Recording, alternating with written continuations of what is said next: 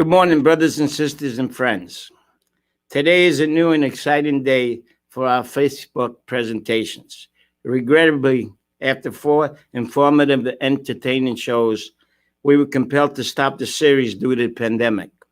Well, my friends, we are back, and I'm sure you will love today's show. My name is Anthony Naccarato, and I'm proud and privileged to be the New York State President of the Sons and Daughters of Italy in America Foundation in Baltimore, New York. We are a 115-year-old national organization that was founded in 1905 to promote and preserve our culture and heritage and to assist deserving charities. Today, our New York Grand Lodge Foundation is proud to present a very special guest, Mike DeLucia, a proud Italian-American from the Bronx, New York. Mike is truly a Renaissance man, a writer of many acclaimed books and short stories with Italian themes. A high school teacher, a businessman, and an actor. I will leave the rest of the conversation that we'll have during the next half hour. I am sure that you will hear his wonderful story and that you will run to your computer and order every book that he has written and that you will follow him from now on. Good morning, Mike, and welcome to the New York State Grand Lodge Foundation Facebook Live. Good morning, Tony. Good morning, Mike. Well, Mike, the first time I met you, I was very impressed by you. Not only are you a true Italian American, but I come to find out that you were a school teacher, which I've always respected it. And I also found out you were a writer and an actor and so on. But I focused in on you writing books. And the next thing I heard that you were writing a book called Madness. Right. Tell us something about yourself. Born and raised in the Bronx, as you said. Loved my neighborhood. Lived there until I went to Catholic grammar school, St. Benedict's. Then I went to Catholic high school, Monsignor Scanlon. And then I worked in the Bronx. I had a Wise potato chip route. That was my first business. I was in South Bronx, and I traveled all around. Yankee Stadium was part of my territory, so I got to pass that every day. And then after I sold the business, I moved. I guess I was maybe 30, and I moved out of the Bronx, but I still visit. And eventually, after I did my own businesses, I had a youth theater group. All right, it was called Limelight, and at the time, a friend of mine came to the show, and she said, she was a teacher in New York City, and she said, "You should be a teacher." She said, "You're really good. You're really good with the kids. You should be a teacher." And I was like, "I'm too old to be a teacher." At the time, I was 40. So I have to go back to school and so on and so forth. So she convinced me to go. I went back to school, became a school teacher, and but I always had Madness. I started Madness, started writing it when I was in about 1983, and it just came out a couple of years ago. So I could tell you the whole story behind it, but I don't know what other questions you have. Well, the Bronx is very close to this organization. We have many lodges in the Bronx, but also our immediate past president that Robert Ferrito was born in the Bronx. And we went to the same high school. Did you go to that? Yes. That I didn't know. Yes, we did. And so we're very close to the Bronx. And as someone from Brooklyn, the Bronx was a mystery to me. I sort of got around Queens pretty good, but when it came to the Bronx, I was completely lost. But tell me, you wrote that book, Madness. Could you tell us something about how you started to write it, but more importantly, what's behind the book, what the subject matter was? Okay. As you mentioned before, I was an actor. I still am, but I don't pursue that, at this point. But, when I was, after high school, I went to acting school in Manhattan, studied there for a while, but I got married very young. I got married my high school sweetheart. And, I thought I was so full of energy and so full of ambition that I could do it all. I can get married. I could have kids. I could be an actor. I learned that the most energy you could possibly put into, you have to concentrate. If you want to be a writer, you want to be an actor, that's your wife, that's your husband, that's everything. That you're married to that, because it's so difficult to do. But anyway, when I was in that, I said, you know what? I don't have the time. I was working. I had the Wise potato chip route. I said, I'm going to be like Sylvester Stallone. I'm going to write my own story. I'm going to write my own movie, and I'm going to star in it. And I'm not going to sell it to anybody unless I get to play the lead. So I was telling my family during the 2:00 family dinner, what I was going to do. I was going to embark on this new thing. And my father said, well, what are you going to write about? At that time, I had never written anything before. And I said, I have no idea. I'm going to write something. He goes, I have the perfect story for you. It's the greatest basketball player that ever lived. I said, who? He said, Hank Louis Eddy. I said, who's Hank Louis Eddy? And if he's so great, how come I never heard of him? He said, well, that's why the story is so great, because people don't know that it was an Italian who revolutionized basketball, made it into the game it is today. He said, I don't know, he played, in like the 20s or the 30s. He read something about him one time. So I went down. There was no internet, at that time. So I took off 2 weeks from work. I had somebody run my route for me. And I went to the library in Manhattan with the 2 lions. And I started researching. Nobody was like researching a ghost. No one knew who he was. And then little by little, I started to find bits and pieces about this. So I was looking at microfilms, and I started to see his name, Louis Eddy, Hank Louis. And I started to follow, and I was, all of a sudden, I felt as though I found gold. And then I started to go into the periodicals, and I found a great article in Sports Illustrated that took place when Louis Eddy was older. Cut a long story short, the reason why nobody knows about Hank Louis Eddy, and I'll tell you in a minute why, how important he is to basketball, is that when he graduated college, there was no NBA to go to. Joe DiMaggio, and they were friends because they grew up in the same neighborhood. Joe DiMaggio can go on to the Yankees, right? He played with the Seals, and then he went with the Yankees, and then he became Joe DiMaggio. But he went to Stanford University. Back then, basketball was like lacrosse is. It was a school. It was a school sport. There was no NBA because it was a little bit of a boring game. They only scored 25, 35 points in a game. Louis Eddy was the first person to score 50 points in one game. And I don't, he perfected the running one-handed shot. He was an absolute wonder, so much so that when they created, he's responsible for March Madness, and he laid the foundation for the NBA. And he was only 6'2", right? Yeah. It was because of his influence and what he did and how he changed the game that he made it into something that was popular. And when they created the NBA, or when they created the Basketball Hall of Fame, the first person they inducted in was Dr. James Naismith. That's the inventor of basketball. The second person they inducted is Hank Louis Eddy. That is a tremendous honor. That is amazing. Son of Italian immigrants. That is amazing. An Italian, son of an Italian immigrant that did so much, and so few Italians know about him until this book was written. Yeah, and there's been interest from several people about making it into a movie. And if we had a longer show here, I would get into all of that. Right now, there's still people looking at it, but there's a little bit more concentration on the new book right now. Well, I tell you, that would be such a perfect movie. Being brothers. Being brothers and Madness. Madmen. I think both. It's going to happen. Madness is going to happen. As a proud Italian American, the Sons and Daughters of Italy in America Foundation, we promote heritage and culture. Mm-hmm. And that, to me, is heritage and culture, because those were the periods of time in the 1920s and 30s where Italians were not that appreciated. Right. But yet you had a young man doing such great things and contributing something to what's become a real big, important sports in America. It's global. It's global. The Italians love to play basketball. Yes. A lot of American basketball players go to Italy. So I think that would make a perfect book. The movie, I would love to go and see it.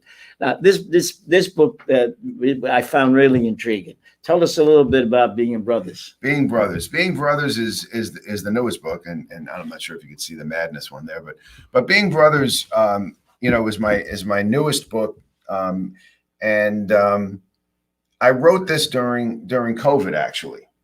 I had written a short story called Settling a Score about these two brothers who didn't get along with each other, lived in the Bronx in 1973, and they accidentally wind up on the same baseball team together.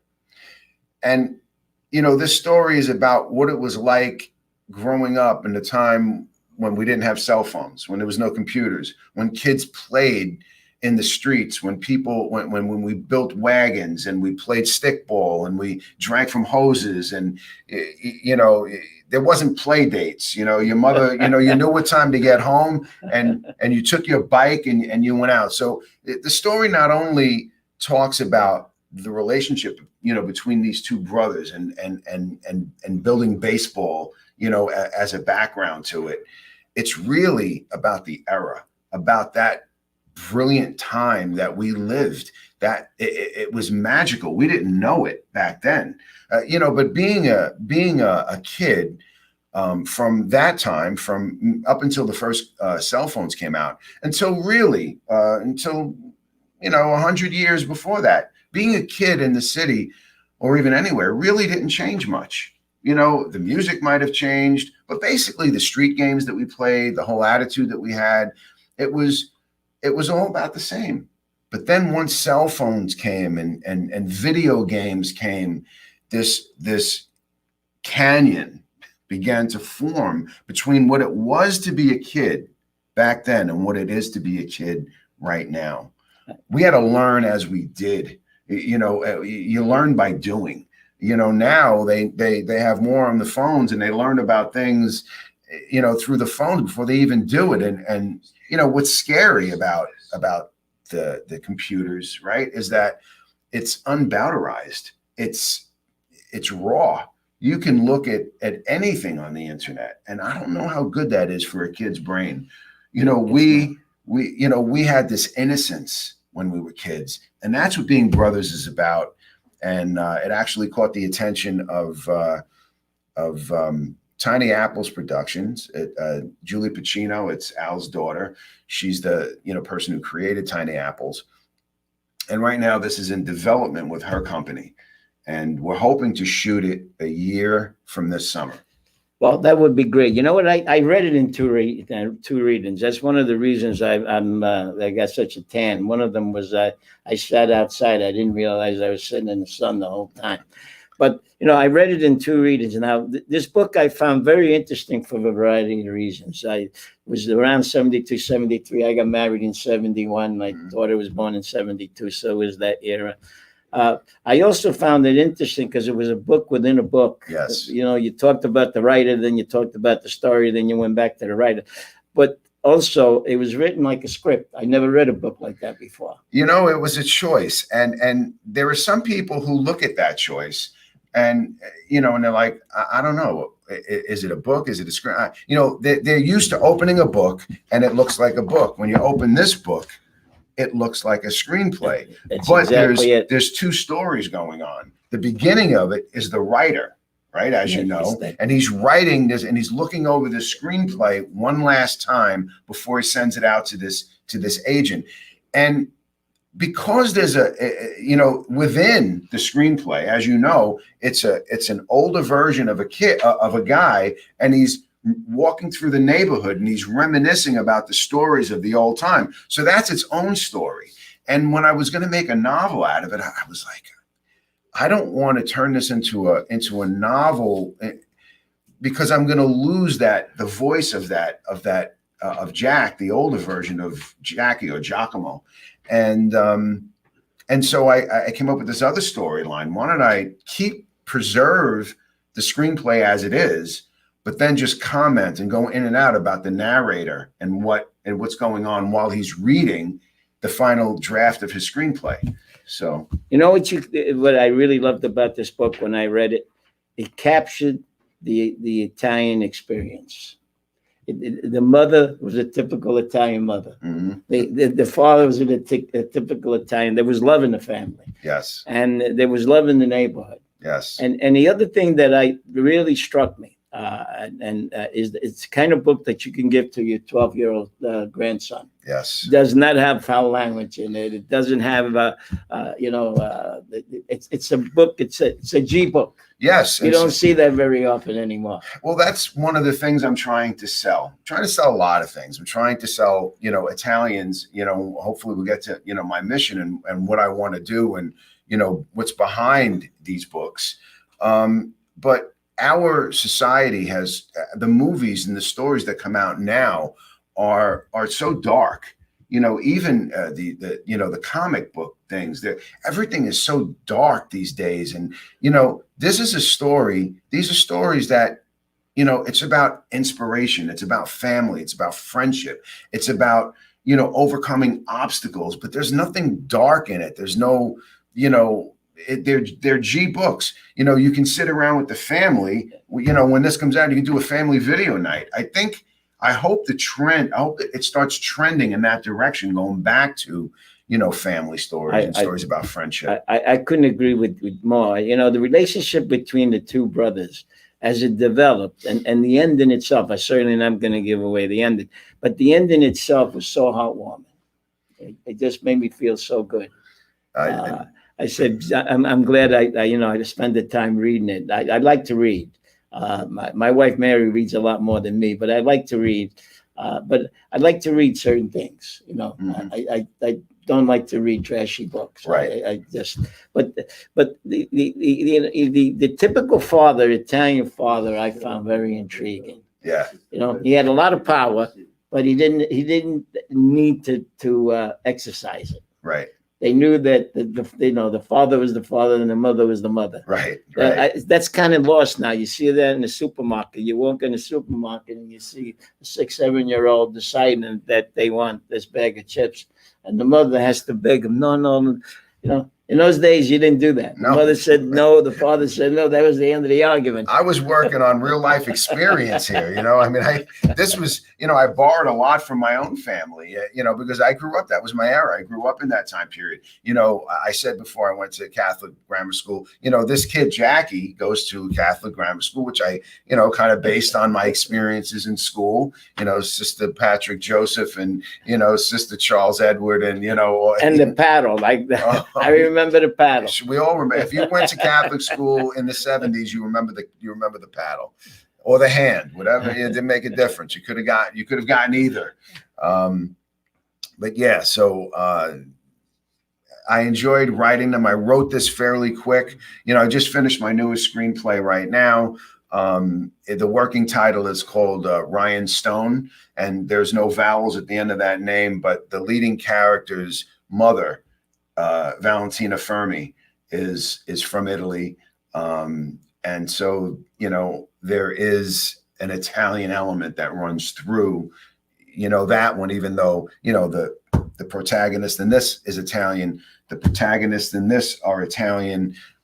In Ryan Stone, there's the main character is half Italian with roots to Italy, and I wrote in her last name is Fermi. There's a distant relation to Enrico Fermi, so I included that little storyline in there. It's funny you say that. As soon as you use the word Fermi, the name, that's the first thing that came to mind, Enrico Fermi, which again is, I believe, is someone that's not well known in America. Yeah.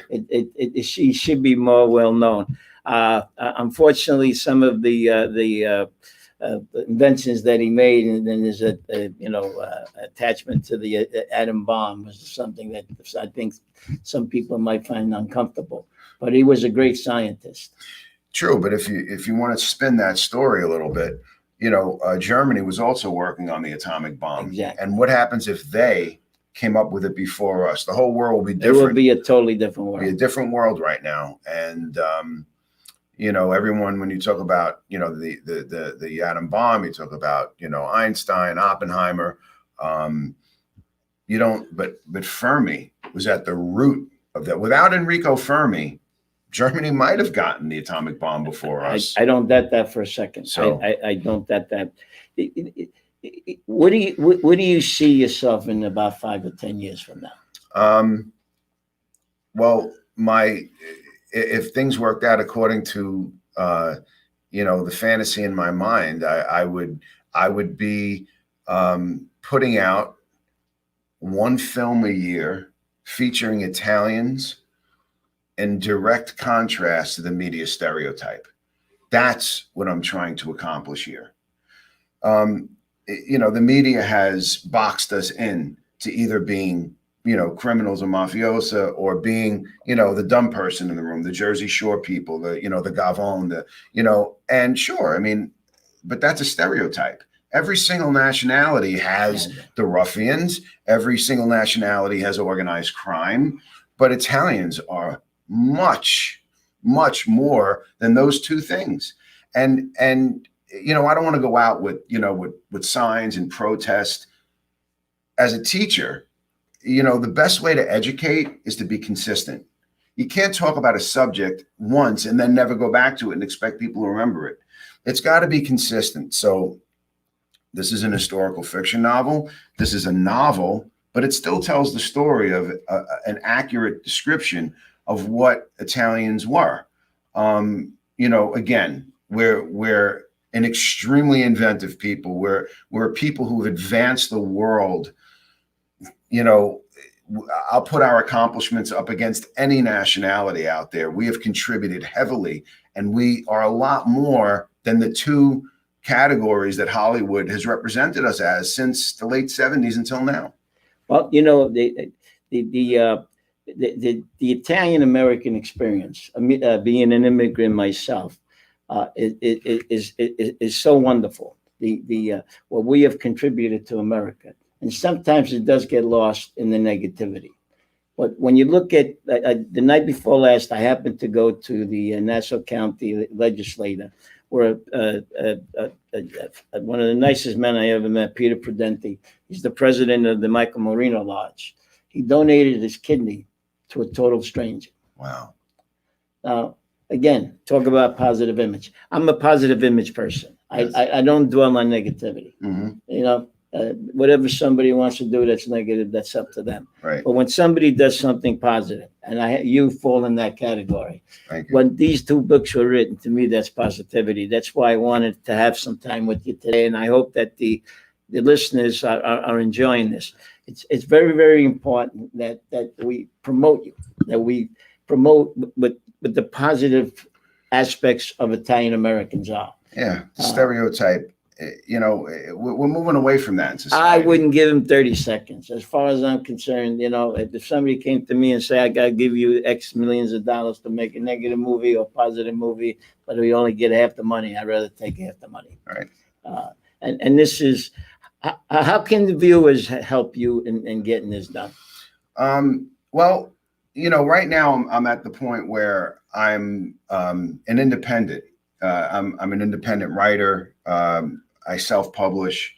I could go to publishers, but I'm not ready to go to them yet. I don't want to go to them yet.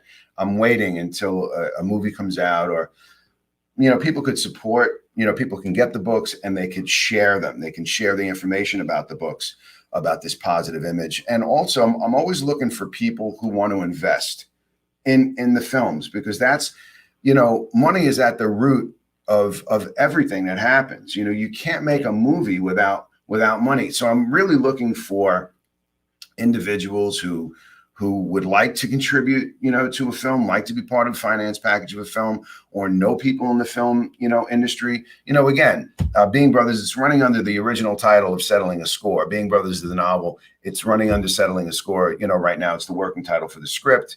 We're still looking to get Madness, out there. The budget on Madness is a lot more. That's really why, that's what's holding Madness back right now. So people to get the books, people to share the books, which they're available in audiobook. They're available obviously in paperback. They're available in ebook. So if you went to Amazon, you can buy both books. You can get all three, you can get, all three versions. So really people getting the books, people sharing the books, and really people contacting me at Green Tea Books. I believe it's up there. And saying, I'd like to be part of it, or people in the business, people, who know people in the entertainment business, contact me, and maybe we bring them on with Being Brothers. Maybe they become part of that team, and hopefully, that leads to Madness. Well, if anyone is watching right now, and you can help in any aspects of what Mike just said, I would encourage you to do that.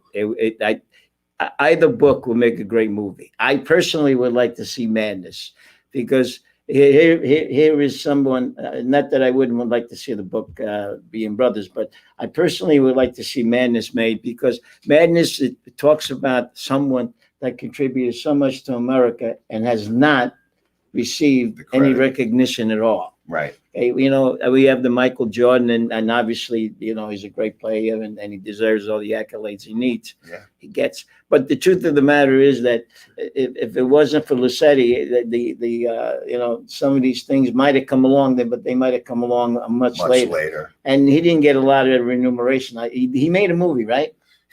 He did. He was actually the first national celebrity basketball player. And after college, he was signed to a movie with Betty Grable.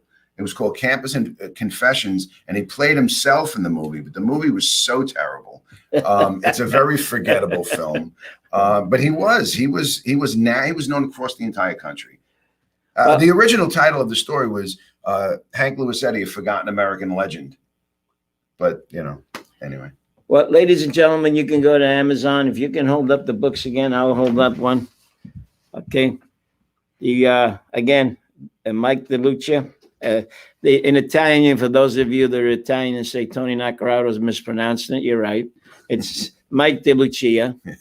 But we pronounce it here DeLucia. It's the same thing with my name, Naccarado. It's really Naccarato. So if you could go to Amazon and wherever you buy books and buy it, it will help Mike quite a bit in accomplishing his achievements. And same thing with Madness. You know, yeah, I believe you probably do presentations also. If anybody, I do. I would love to. I do Zoom presentations. You know, before the pandemic, I was going to lodges and I was, you know, addressing, you know, the congregation, talking about what it is to be Italian and how I'm trying to end the stereotype. You know, again, just in a quiet way, but just a consistent way. You know, so that's what I talk about. I talk about what it is to be Italian, how great we are, and that can go on for quite a while. So I try and tone that down because we could, you know, there's so much I could talk about. And then I talk a little bit about the books, and I love to do it. I love to get with people and be live and just interact with other Italians. It's a beautiful thing. So if anybody would like that presentation, you can get a hold of me, or you can get a hold of the Grand Lodge. And we can make Mike available, and you can speak directly with him, and what he might be able to do for you. We only have a half hour here, so we can't get too deeply into it. But Mike, I really appreciate, you know, your commitment to Italian Americans and the culture and the heritage. When I was reading this book, it just brought me back. I read them both, but I read this one about a year ago. But this one here, when I was, it just brought me back to being able, you know, you would knock on somebody's door, I'm calling for. I don't know if you remember that term. You know, I'm calling for Tony, I'm calling for Frank. And then, or you went outside and there was 1,000 kids. Right. Today, you know, you don't have that anymore. That was so wonderful. There and then kids out in the street. We would jump the Johnny pumps. Yes. And we would climb trees. And I remember climbing trees and staying up there all day, like a bunch of making forts. like making. Well, we had a Johnny pumps. A lot of people don't know what Johnny pumps are. Well, that's hydrants, fire hydrants. The fire hydrants. So we would jump. I wasn't much of an athlete, so I didn't have that. I didn't do very well jumping Johnny pumps. But I have friends of mine that could jump because they had them at different levels. But you did Johnny on the pony. Oh, my back still hurts from it. I think that any problem that I had with my back was the Ringolevio and Johnny on the pony. Yeah, trying to break through the arms. Yeah. So, Mike, thank you very much for a great day today. Thank you for having me. I had a great time, and good luck to you. Thank you so much. I'm always here to help you in any way that I can. Thanks so much, Tony. Ladies and gentlemen, this brings us to the end of this show. I'm hoping to do a few more before I leave as president. I want you to know that anybody's interested in contacting us, our Grand Lodge office is in Belmont, New York, and the email account is nysosdaya.com. And you could you can call me, and I will give you my number, 917 539-9321. So thank you very much. Today's going to be 80 degrees. Have a wonderful day. Go out and eat outside or have a picnic if you're not working. If you're working, well, you can't have a picnic. Ciao, ciao. Ciao, ciao, and all the best. God bless you all. God Take bless. care. Bye-bye.